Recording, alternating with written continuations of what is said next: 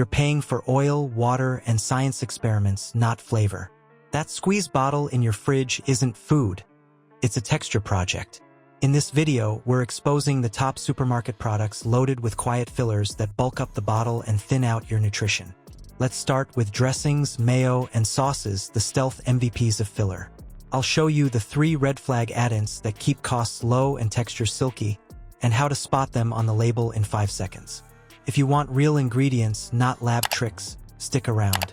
Quick favor before we move on. If you appreciate this content, consider giving this video a like and subscribing to the channel.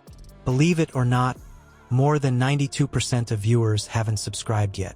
It's free and only takes a second, but it means the world to us. So did you subscribe already?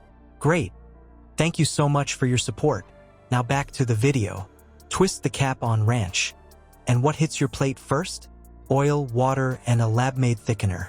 The truth is, some bottles are built to pour cheap and feel rich.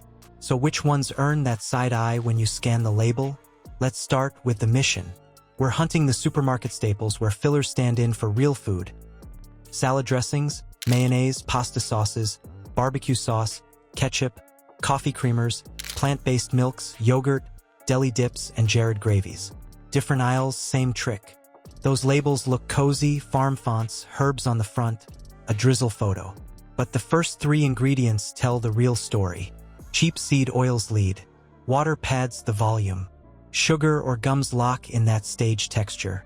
That squeeze bottle isn't flavor first. It's margin first. So here are the 3 red flags.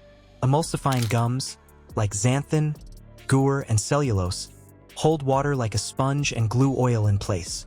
Cheap refined oils, soybean, canola, the vague vegetable, deliver slick mouthfeel, not taste. Added sugars and syrups, HFCS, glucose fructose, corn syrup, do cleanup duty for bland bases. Health, a guide to help you sort through sugar and sugar alternatives. There are so many options out there these days, but what are the pros and cons, and how do you decide what's best for you?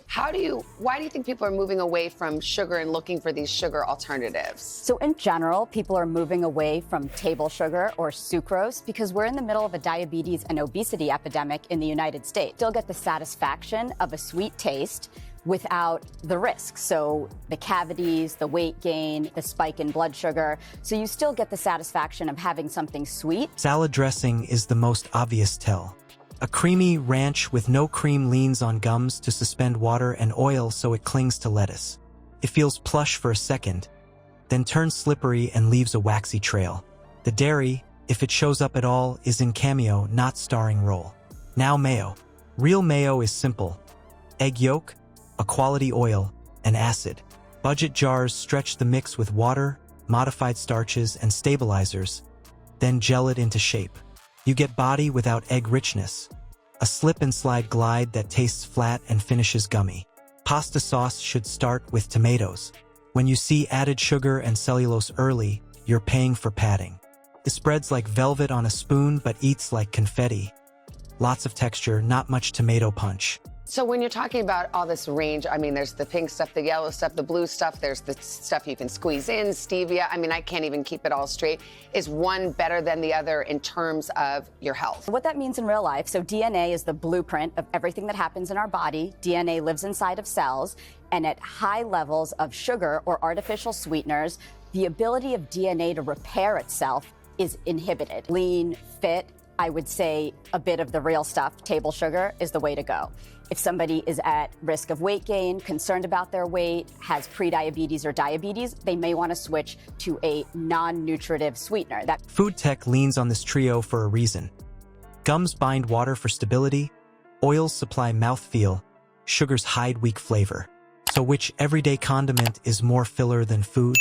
Shelf-stable dressings top that list when oil, water, and thickeners beat herbs, dairy, or eggs. The usual suspects are vegetable oils, gums, and added sugars. Now that you can name them, let's scan 10 products fast and spot the traps in 5 seconds. You can scan a label in 5 seconds. Here's where that skill pays rent. Let's start with fast hits and clean swaps. No brand drama, just the patterns. Shelf-stable creamy dressings first. If the top line reads water, vegetable oil, sugar, you've got a bottle built on fillers. Gums sneak in mid-list to fake cream. The fix is in the fridge case. Oil, vinegar, herbs you can say out loud. Budget mayonnaise next. Water near the top, then modified starch, EDTA, gums. That's how they gel thin mix into a wobble that pretends to be yolk-rich. The clean jar reads like a recipe. Oil, egg, vinegar, salt. Jared pasta sauce should be tomatoes forward. Red flags pop when sugar or syrup shows up early and cellulose or starch thickens before extra virgin olive oil. Swap for a short list: tomatoes, olive oil, onion, garlic, basil. No sugar needed. Barbecue sauce often starts with syrup, not tomato. If HFCS or sugar lands in slot 1 or 2 and smoke flavor tries to be the pit, keep walking. Look for tomato paste, vinegar, real spices, and sweetness pushed down the list. Ketchup gets the double hit. HFCS and corn syrup. A better bottle leads with tomato concentrate and uses cane sugar, or a less sweet take so fries taste like fries. Non-dairy coffee creamer is often water, oil, stabilizers, then dessert-level sweet. If you want simple, use half and half or a plain oat or almond creamer with a short, clear list and oil kept low. Plant-based milks are mostly water unless labeled otherwise. Oils and gums pad the pour. The nut or oat content is tiny. Go unsweetened with 2 to 3 ingredients and a stated nut percent. Flavored yogurt leans on pectin or gelatin to stretch low solids while sugar beats fruit to the podium. Buy plain and add your fruit. Deli hummus swaps tahini for canola or soy and props it with gums. Go chickpeas, tahini, olive oil, lemon, garlic. Jared gravies lead with modified starch and caramel color. Meat drippings trail. Real gravy starts with broth or pan drippings plus flour and butter. You've heard the sawdust rumor. The context: cellulose, a plant fiber, shows up as thickener and anti-caking aid. Not lumber, but still filler. Food tech uses gums and cellulose to hold water and steady emulsions. Keeps costs down and shelf life neat. So why does cheap mayo feel slimy? Thickeners plus added water mimic body without egg richness. Which pasta sauce leans on sawdust? The ones listing cellulose or powdered cellulose. Your 5-second scan is simple. Read the first 3 ingredients and hunt for gums or syrups. If sweeteners or thickeners land early, you're buying texture over food. You don't need the priciest label, just the shortest, clearest list. Cheap condiments look like a deal, but the math is simple.